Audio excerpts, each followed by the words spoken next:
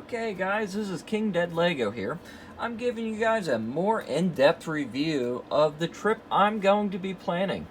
Right now, I pretty much have everything set up, so I'm going to explain to you guys what I got going on. I'm going to be taking a trip to Japan. Decided to do this a while ago and finally bought an airline ticket and all that. I'm going to be when I depart, I have basically, I guess you could say 2 days in transit. Because when I'm leaving the airport, I'm actually going to be taking a really long flight, which makes sense because of the distance of it, but it's not quite that simple. I'm actually looking for my airline ticket info so I can give you guys a better idea. So I'm going to be departing a local airport here at 4:30 in the afternoon on a day in the week. I don't want to tell you what days or any of that stuff. We don't want to get into that. You guys don't care about that. So I'm actually departing it, and basically I'm departing a late afternoon, and I'm arriving 2 days later, I guess you could say, at 6 in the morning. So it's actually a long flight. The return flight is not that long. The return flight, I'm actually leaving Tokyo at like 5 in the afternoon, and I'm arriving back home at the airport that's by my house at 11:59 the same calendar day, because of the time zone travel. So it really screws you up. So you need to watch that when planning a trip. So that way you can get your hotels all set up right. So, let's go on with the first thing that you guys really care about. Is I'm going to be arriving in Tokyo, and I'm going to be going from the airport, which is over here, and going to be going up to Tokyo up here. And then I'll probably use a train locker or something in this vicinity, because my hotel's over in this vicinity.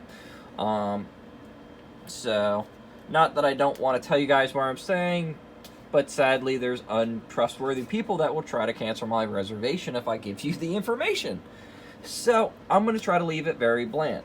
But anyway, I guess you could say hotel. It's actually more of an apartment, to be honest with you. They consider it an apartment because they don't have all the standard services that the hotel has. Okay, so that's that. I'll tell you guys what my cost is so far at the end of the video and explain it. So then the next thing I'm doing is I'm actually going from Tokyo to Kyoto. And what I did there is I decided to do an overnight bus, and I'm doing what they call the Reborn bus. It's basically a Greyhound bus with 18 seats in it, and it's basically kind of like pod hotels on the bus. So I'm doing that. That's an overnight trip. So when I leave Tokyo, I'll arrive the next morning in Kyoto. When I get there, it's not that expensive, so I'm staying roughly 3 nights in Kyoto. Once I leave Kyoto, I'm actually going to be going to Hiroshima. I'm only going to spend 2 nights in Hiroshima, so as you can see, I'm going from there to there. So I'm going to be spending 2 nights in Hiroshima, do the memorial and some other stuff I might go to. I think there's a Mazda museum and some other stuff there.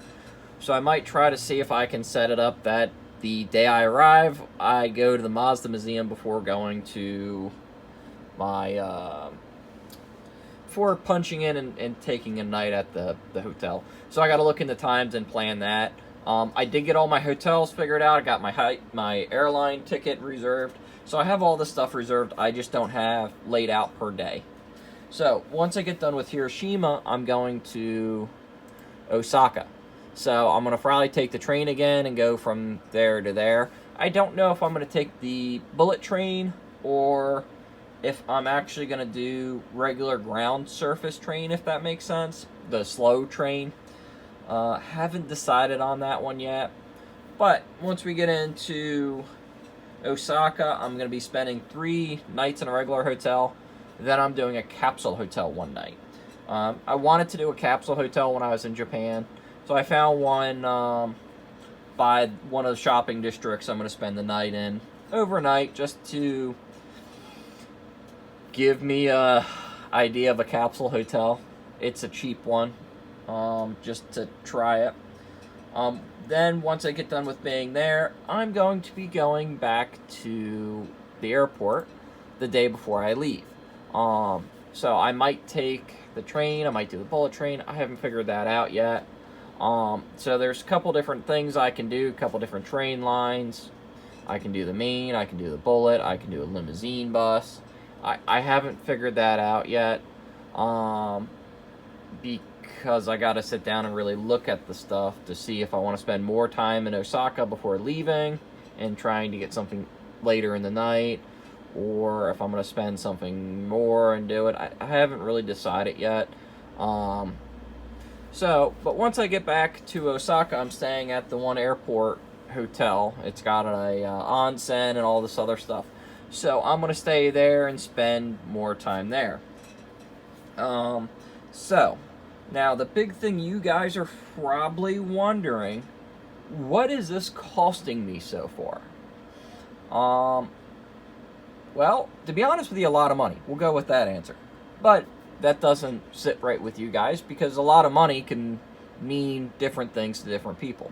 To me, it's a lot of money just because it is, where, I hate to say it, but if one of you guys are a rich entrepreneur, like Mr. Beast, for example, or somebody like that, a lot of money, my dollar amount, a lot of money is minuscule to somebody like him. It's a drop in the hat.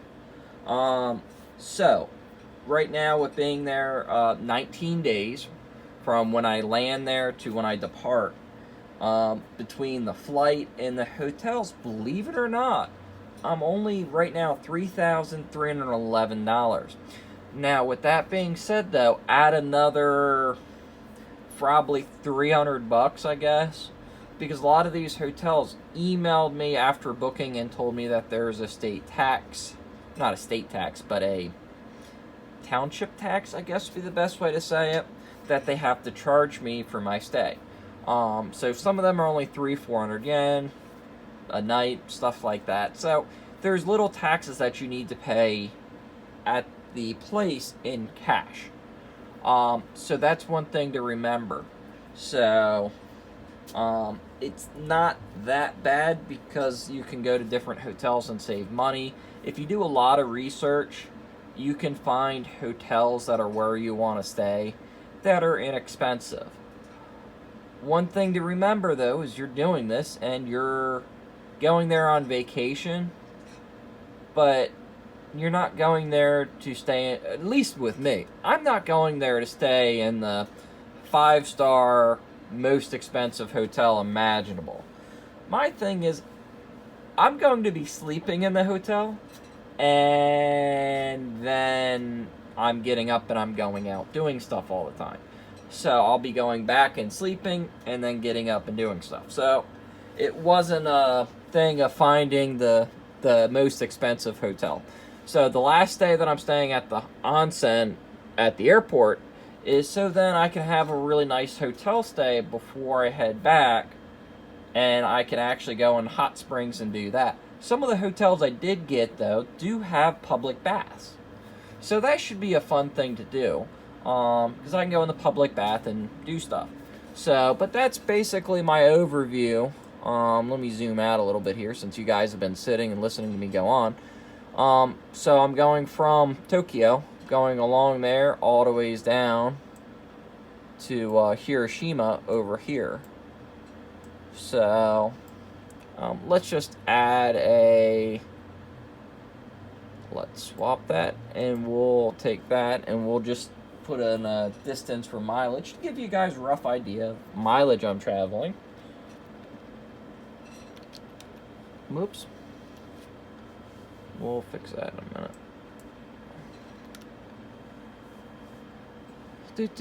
So, roughly, let's see here. By train, it's saying 4 hours. Let's see if I can bring up a distance here. You know, I really don't know distance. It's giving me that. So let's just hit back on that. And I guess we can go car. Maybe car will tell me a distance. It was taking me by train. This route has tolls. Okay. 808 kilometers. So that's how far we're going. It's 9 hours and 42 minutes is what it's saying if we drove from the airport and went. Apparently there is tolls, which I didn't know was a thing in Japan, but that makes sense, I guess. So, but that's an overview of what my trip's going to be. Once I figure out more what I'm doing in each area, I'll give you guys a shout and let you know. But that's basically the outline of what my trip will be, hopefully.